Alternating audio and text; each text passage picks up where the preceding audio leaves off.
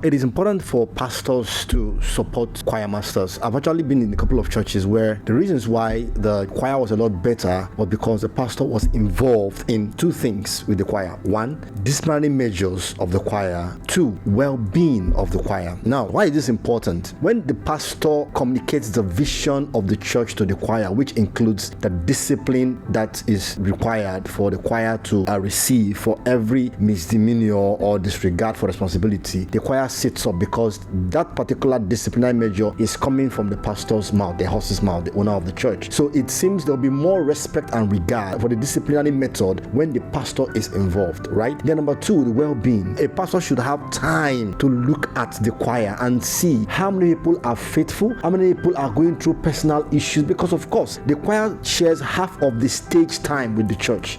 If the pastor preaches for 45 minutes, most choir administration is 45 minutes, sometimes 1 hour. So you see, you're giving your stage to people to talk to your audience or to minister to your audience through songs, yet you're not particular about their personal life. That is why these days you see a lot of choir irresponsibilities, choir misdemeanors, a lot of things happening in the choir because the pastors now turn a blind eye. They don't want to lose members, so they cannot correct what's happening in the choir. So everybody just goes haywire. I mean, after all, pastor doesn't care. Nobody is checking me. Let us mispractice. Let us be doing anything we like. Let's dress the way we want. And that is because the shepherd, who is assigned the responsibility of the church, including the leaders, the church workers, which includes the choir, is not looking at them with that eye that demands responsibility and excellence from them. So one of the things the pastor needs to do for the choir is to put an eye on the choir. I remember a couple of years ago, I used to have a pastor who does that. Sometimes in choir practice, he shows up without announcing, without telling you that it's coming. He just shows up in the choir practice and, pastor is here, pastor is here. Everybody sits up. And then because you don't know when he will show up, everybody is always coming because you know that one day pastor will show up. But back then, I remember that the choir master, when I was in that church, would tell me, pastor might come today, let's try to be here. So that consciousness was built in a lot of us that pastor is watching. This is not an issue of God is watching because God has assigned someone to be responsible for us as leaders in the church, and which is the pastor. So